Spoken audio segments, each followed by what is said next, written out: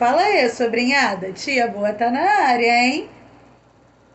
Você já ouviu falar na história de Beth Thomas? Beth Thomas é a menina que chocou o mundo ao ser diagnosticada com tendências psicopatas ainda na sua infância. Sua frieza, falta de empatia e violência chamaram a atenção de especialistas, mas o diagnóstico final surpreendeu a todos. Hoje vamos relembrar e contar pela primeira vez, para quem não conhece esse caso, a história de Beth Thomas.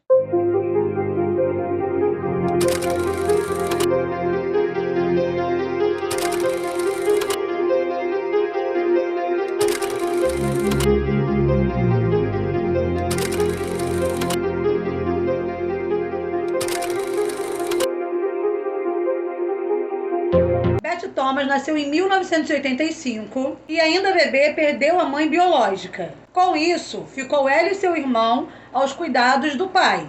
Esse pai a maltratava e abusava fisicamente dela com constância. Essa fase crítica da vida, essa nossa fase inicial da vida, onde os nossos laços afetivos são formados, em Beth Thomas foram destruídos pela violência e pelo abandono. Quando finalmente Beth foi resgatada e colocada para a adoção, ela já apresentava traumas severos, mas ninguém imaginava o quão profundas eram as marcas deixadas em sua mente. Beth e seu irmão Jonathan foram adotados por um casal cristão, Tim e Nancy Thomas. No início, tudo parecia um recomeço feliz, mas pouco tempo depois, comportamentos extremamente perturbadores começaram a surgir. Beth demonstrava ausência total de remorso e prazer em fazer mal a outros seres vivos. Os comportamentos mais assustadores de Beth Thomas eram agredir o irmão, fazer crueldade com animais, ter comportamentos inadequados e planejamento de violência. Seu irmão Jonathan era frequentemente atacado por Beth. E eu não estou falando de um tapinho ou outro, não. Machucado mesmo de forma cruel. Quanto aos animais, Beth já confessou na infância que teria tirado a vida de alguns sem demonstrar nenhum remorso. E quanto ao comportamento inadequado, por conta dos abusos que sofreu por parte do pai, ela acabou que ficou com resquícios de uma precoce e totalmente inapropriada para sua idade. Mas para Beth tudo isso era o normal. Afinal de contas, era isso que ela via desde o seu início de vida. Esses comportamentos fizeram com que os pais adotivos de Beth Thomas procurassem ajuda profissional antes que algo pior acontecesse. O caso de Beth chamou a atenção de um psicólogo que fez uma análise profunda na menina. Inicialmente, suspeitava-se de psicopatia infantil, mas o diagnóstico final foi outro. Beth teria transtorno de apego reativo. Esse transtorno ocorre quando uma criança, nos primeiros anos de vida, sofre negligência extrema ou abuso severo. Sem receber amor ou segurança na infância, a pessoa cresce sem desenvolver empatia e pode demonstrar comportamentos violentos e manipuladores. Beth foi enviada para um tratamento intensivo em uma clínica especializada. Lá passou por terapias rigorosas que a ensinaram a desenvolver laços afetivos e a controlar os seus impulsos. Com o tempo, os especialistas notaram mudanças positivas em seu comportamento. Beth aprendeu a conviver com outras pessoas sem agressividade e, após anos de acompanhamento, foi considerada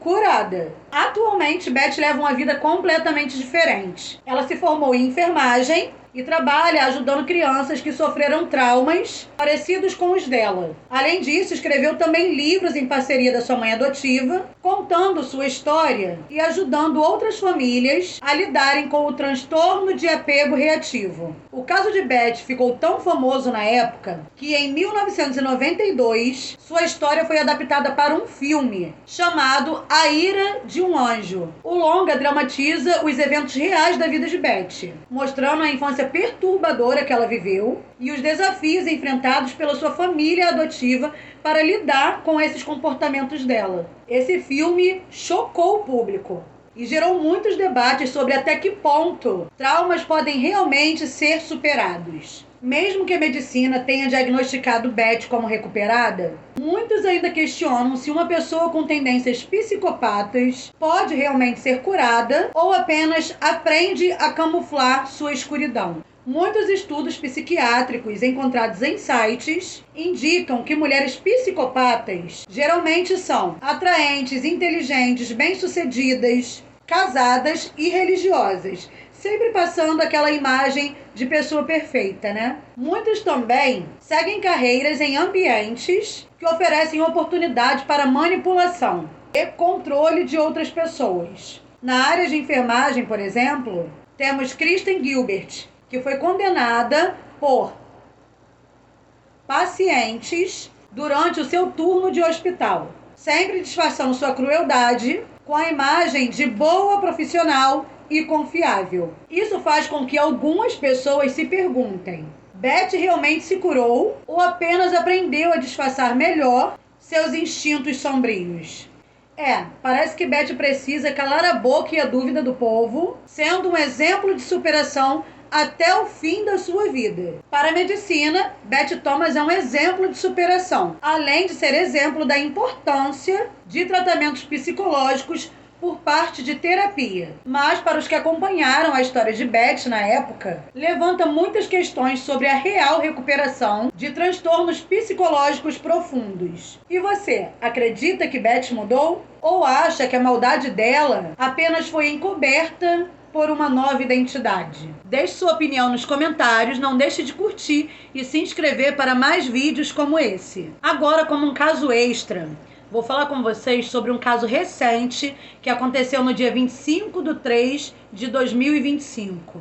Esse caso envolve um pai que não aceitou a separação e um filho que não tinha culpa do que aconteceu entre seu pai e sua mãe. Abigail e Tiago já tinham se separado há uns meses. Tiago não estava aceitando muito bem essa separação. Segundo o depoimento de Tiago, desde que eles se separaram, ele vem pensado em formas de tentar contra a vida de Abigail, como uma forma de vingança. Se não ia ficar com ele, não ia ficar com ninguém. Mas em um certo momento, em que ele estava bolando os planos dele, ele pensou que só tentar contra a vida de Abigail seria muito pouco. Então, ele teria que causar uma dor muito maior que durasse pela vida dela inteira.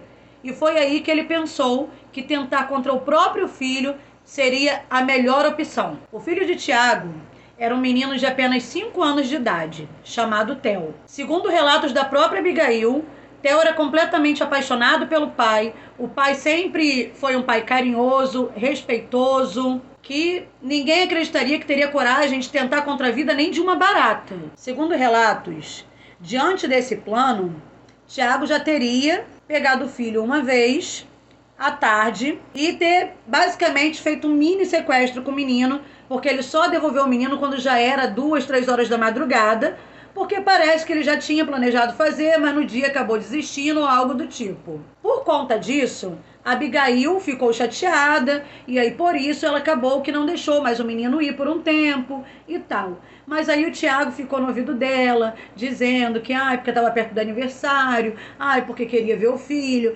porque não sei o quê. E como ele nunca demonstrou que teria coragem de fazer algo do tipo, Abigail acabou indo levar o filho para ficar com o pai. Infelizmente, Abigail não sabia, mas era a última vez que ela veria o seu filho vivo. Primeiramente, Tiago teria tentado contra a vida do filho em casa. Ele teria apertado seu pescoço com tanta força que ele teria ficado com marcas e os seus olhinhos ficaram como se tivesse encharcado de... Mas o menino parecia ser muito resistente, muito forte, e acabou que os seus sinais vitais voltaram. Diante disso, Tiago teria pensado que, já que ele já chegou até ali, ele não poderia mais voltar atrás, porque de qualquer forma ele já tinha começado e já ia prejudicar ele. E também não seria o suficiente para machucar o coração de Abigail. Diante disso, Tiago simplesmente botou seu filho, acordado, consciente, em uma bicicleta, o levou até uma ponte e simplesmente o arremessou de lá. Segundo se relata aí nas matérias da internet, em depoimento, Tiago disse que o filho ainda pediu para o pai não fazer isso, dizendo: papai, não faz isso. Mas sem dó nem piedade, apenas pensando no ódio pela Abigail, ele simplesmente, mesmo assim, arremessou o seu próprio filho. Em seguida, Tiago telefonou para Abigail, mas Abigail, por algum motivo, podia estar ocupada, não atendeu a ligação. O que foi muito bom, porque aí ele praticamente deu uma confissão em áudio de que ele era o criminoso por trás do que aconteceu com seu filho. Em áudio, ele simplesmente falou em tom de deboche que era para Abigail ser forte porque ele tinha cometido uma loucurinha, que teria sido arremessar o filho de cima da ponte e que agora Abigail teria que conviver com essa dor pela eternidade. Tiago foi preso, mas em contrapartida, sua defesa jurídica está alegando que ainda não saiu o laudo da necrópsia, que ele deu depoimento sem estar na presença de um advogado, e diante disso ele estaria preso injustamente. Ou seja, tem um áudio do cara dizendo que foi ele que fez, o cara não demonstra nenhum remorso, ele tá completamente cego de ódio porque a mulher não quer mais ele assumiu pra polícia e ele está preso injustamente. O único injustiçado nessa história é o menino Theo, de apenas 5 anos de idade, que teve a sua vida tirada por quem deveria ser o seu herói. Por aquele que, como Abigail disse, ele tanto amava. O pai quer o tudo do filho. O pai, por não aceitar a separação, esquece que ele é o filho, o tira a vida sem piedade, e ele é um injustiçado. Enfim, eu decidi incluir esse caso extra aqui por ser um caso recente, que de fato eu, como mãe, me abala muito, porque é muito complicado, né? A gente costuma dizer que uma mãe, quando perde um filho, todas as mães conseguem sentir. E uma mulher não tem o direito de se separar quando ela não está feliz na relação, porque ela pode simplesmente ou perder a vida, ou perder algo mais importante do que a sua própria vida, que é o seu filho, é uma coisa muito absurda. É uma coisa muito inaceitável. E enfim, né, gente? Não sabemos como vai funcionar a justiça quanto a isso, né? Mas a gente tem que lembrar que não é só o Tiago que comete loucurinhas, né? Na prisão cometem loucurinhas.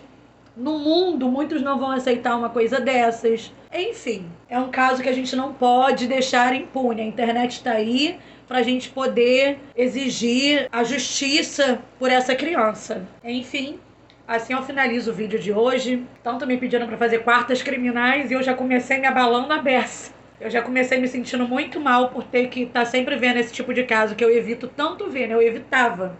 Mas como me pediram para incluir isso aqui, acaba que eu tô vendo coisas que eu até não gostaria de ver, porque eu sou uma pessoa forte, porém muito sensível quanto a essas coisas. Enfim, esse foi o vídeo de hoje. Não deixe de comentar, não deixe de curtir para mais casos criminais, cestas teóricas. E é isso, gente. Beijos e até o próximo vídeo.